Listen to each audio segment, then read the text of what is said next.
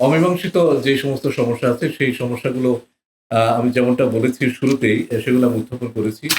আম আমরা পাকিস্তানের দিক থেকে যে রেসপন্সটা তারা সেটা বলেছেন যে এই বিষয়টা নিয়ে আ তারা দে রিমেইন এনগেজড আ এই বিষয়গুলো নিয়ে আলোচনায় ওনারা থাকবেন সামনের বৈঠকে। একটা জিনিস আপনাদের মনে রাখতে হবে যে পাকিস্তানের সাথে আজকে যে বৈঠকটি অনুষ্ঠিত হয়েছে সেটি একটা নিয়মিত বৈঠকে হওয়ার কথা। কিন্তু এই বৈঠকটি সর্বশেষ অনুষ্ঠিত হয়েছিল ২০১০ সালে। কাজেই এই ২০১০ সালের পরে এই ১.৫ দশক পরে যে ১ম বৈঠকটি অনুষ্ঠিত হয়েছে, সেই বৈঠকে আমরা আশা করি না যে সমস্যাটার সমাধান হয়ে যাবে। কিন্তু তাদের দিক থেকে এই বিষয় নিয়ে ভবিষ্যতে আলোচনা করার একটা সদিচ্ছা তারা ব্যক্ত করেছে। আরেকটি প্রশ্ন জিজ্ঞেস করেছেন যে, একসময় আমাদের বিরুদ্ধে নালিশ ছিল যে আমরা ভারতের দিকে বেশি ঝুঁকছি, এখন পাকিস্তানের দিকে বেশি ঝুঁকছি, এই ধরনের নালিশ হবে কেন? দেখেন পাকিস্তানের সাথে আমাদের যে সমস্ত ইনস্টিটিউশনাল মেকানিজম আছে, তার মধ্যে পররাষ্ট্র সচিব পর্যায়ের বৈঠক একটি, যা সর্বশেষ অনুষ্ঠিত হয়েছিল ২০১০ সালে। আরেকটি ইনস্টিটিউশনাল মেকানিজম হচ্ছে জয়েন্ট ইকোনমিক কমিশন। সেটি অনুষ্ঠিত হয়েছিল ২০০৪ সালে, অর্থাৎ ২১ বছর আগে, ২ দশকেরও বেশি সময় আগে। আমরা এখন এই যে স্থবির যে সম্পর্ক, সেই সম্পর্কটাকে স্বাভাবিক করার চেষ্টা করছি।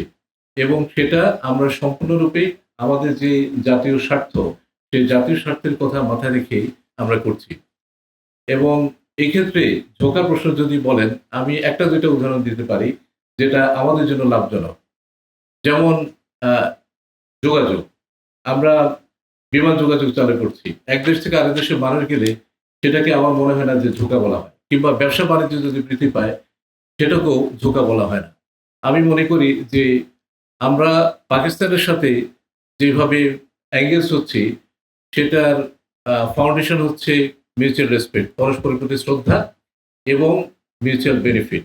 আমরা আমাদের যে লাভ সেটা আমরা দেখছি। কাজে এটা কোনোভাবেই একটা দেশের দিকে ঝোঁকার বিষয় নয়। আমার যে পার্সোনালিটি কিংবা এটা কোনো সুদূর প্রসারী প্রভাব আছে কিনা সেটা জিজ্ঞেস করেছেন।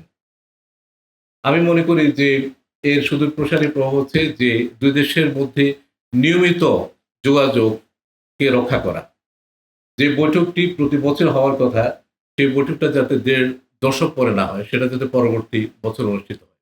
এবং এটা যদি নিয়মিত যোগাযোগটা থাকে, তাহলে আমরা এই সম্পর্ক থেকে পারস্পরিক লাভবান হতে পারব। কাজে আমাদের এই মুহূর্তে লক্ষ্য হচ্ছে এই যোগাযোগগুলোকে নিয়মিত করা এবং এই যোগাযোগের মাধ্যমে পারস্পরিকভাবে লাভজনক যে সমস্ত ক্ষেত্র জনগণ পর্যায়ে যোগাযোগ, ট্রেড, ইনভেস্টমেন্ট, আম সমুদ্র পথে যোগাযোগ বা বিমান পথে যোগাযোগ, এই জিনিসগুলাকে এগিয়ে নিয়ে যাওয়া।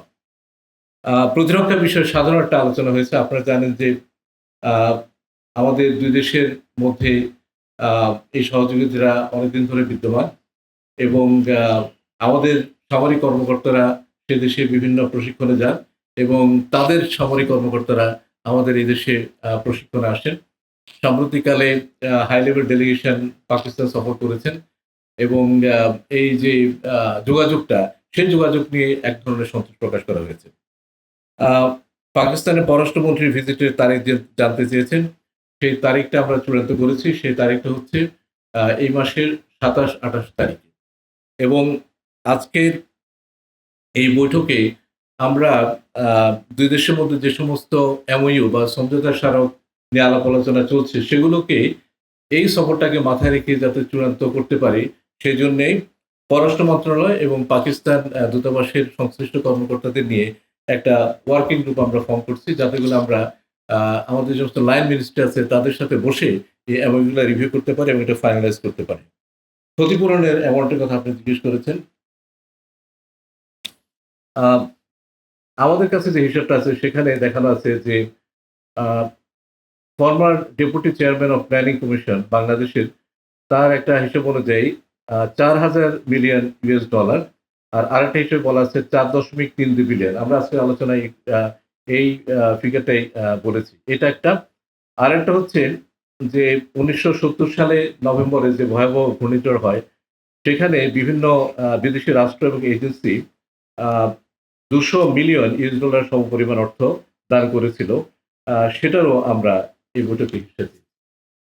এখন যে প্রশ্নটা করলেন ইনফ্লেশন এড করা এবং কেন করছে না? এটা হচ্ছে আরো ডিটেইলস আলোচনার বিষয়। আজকে আমরা যে জিনিসটা তাদের কাছ থেকে শুনতে চেয়েছি সেটি হচ্ছে যে আমরা এই বিষয়ে এঙ্গেজ থাকবো। যেটা আপনাকে একটু আগে বলেছি, এই বিষয়ে গত ১.৫ দশক ধরে কোনো আলোচনা হয় নাই। তো কাজে আমাদের লক্ষ্যই ছিল এই জিনিসটা ফ্ল্যাগ করা, তাদের নজরে আনা এবং আমাদের প্রত্যাশা সামনে যে সমস্ত এঙ্গেজমেন্ট হবে, যে সমস্ত বৈঠক হবে সেগুলোতে আমরা এই বিষয়টা হয়তো সুনির্দিষ্টভাবে আলোচনা করার একটা সুযোগ পাবো। আর আরেকটা প্রশ্ন জিজ্ঞেস করেছেন, আটকে পড়া পাকিস্তানের সংখ্যা কত? আমার এখানে আমি যেটা ওনাদেরকে বলছি সেটা আপনাকে বলি। সেটা হচ্ছে যে আ আটকে পড়া যে সমস্ত পাকিস্তানি নাগরিক ছিল তাদেরকে যখন অপশন দেওয়া হয়, কেউ আ বাংলাদেশে থেকে যেতে চেয়েছিলেন।